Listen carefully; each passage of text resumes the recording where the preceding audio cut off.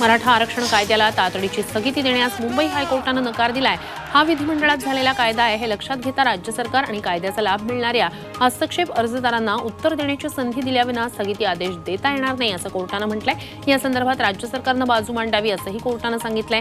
आता या प्रकरणी पुढील सुनावणी 10 एप्रिलला होणार आहे। अमरावती जिल्ह्यातील 79,000 शेतकरी पीक विम्याच्या प्रतीक्षेत आहेत। 2022-23च्या खरीप हंगामात 69,000 शेतकऱ्यांनी पीक विमा काढला होता। त्यानुसार वर्षभरापूर्वी 123 कोटींचा परतावा मंजूर करण्यात आला। मात्र अजूनही शेतकऱ्यांना 1 रुपयाही मिळाला नाहीये। त्यामुळे शेतकरी आर्थिक अडचणीत सापडलेत। गोंदिया जिल्ह्यातील बोरगावमध्ये 3 तरुणांनी पाण्याच्या टाकीवर चढत शोले स्टाईल आंदोलन केलंय। मागणी करूनही ग्रामपंचायतीच्या भ्रष्टाचाराची चौकशी होत नाहीये असा आरोप या तरुणांनी केलाय। जोपर्यंत चौकशी करून दोषींवर कारवाई होत नाही तोपर्यंत हे आंदोलन सुरूच राहणार असा पवित्रा या तरुणांनी घेतलाय। अमृत नोनी आर्थो प्लस ये एक प्रूवन फॉर्मूला है। इसमें मौजूद नोनी फल के गुण और आयुर्वेदिक जड़ी बूटियां शरीर को जरूरी पोषक तत्व देने के साथ साथ हड्डियों और जोड़ों के घिसने, उनमें होने वाले सूजन और दर्द को रोकने में मदद करता है। दर्द मुक्त जीवन के लिए अमृत नोनी आर्थो प्लस। बीडच्या माजलगाव तालुक्यातील चिंचगव्हाण ग्रामपंचायतीबाहेर महिलांनी बेमुदत ठिय्या आंदोलन सुरू केलंय।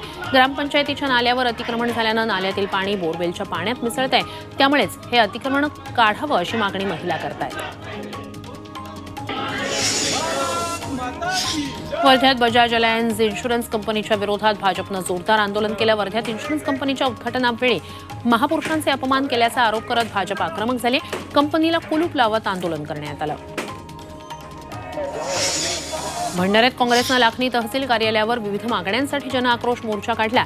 पीक कर्जावरील व्याजाची 6% दरानं वसुली करण्याचा शासन निर्णय मागे घेण्यात यावा, शेतकऱ्यांकडून विद्युत बिल कमी आकारण्यात यावं अशा विविध मागण्यांसाठी हा मोर्चा तहसीलवर धडकला। यावेळी जिल्ह्यातील शेतकरी, शेतमजुरांसह अनेक नागरिक मोठ्या संख्येनं उपस्थित होते। चंद्रपुरात मुख्यमंत्र्यांच्या हस्ते अटल बिहारी वाजपेयी बोटॅनिकल गार्डनचं शानदार लोकार्पण पार पडलं। 240 कोटी खर्चून या गार्डनच्या पहिल्या टप्प्याचा शुभारंभ करण्यात आला। या गार्डनमध्ये जवळपास 1300 प्रजातींच्या वनस्पतींची लागवड करण्यात आली आहे।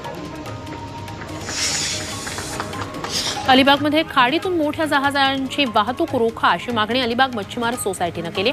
ओसर इथल्या गेल कंपनीच्या उभारणीसाठी खाडी मार्गाने महाकाय यंत्रसामुग्रीची वाहतूक सुरू आहे। त्यामुळे मच्छीमार बोटींना धोका निर्माण झालाय। शिवाय मासेमारीसाठी टाकलेली जाळी तुटण्याचीही शक्यता आहे।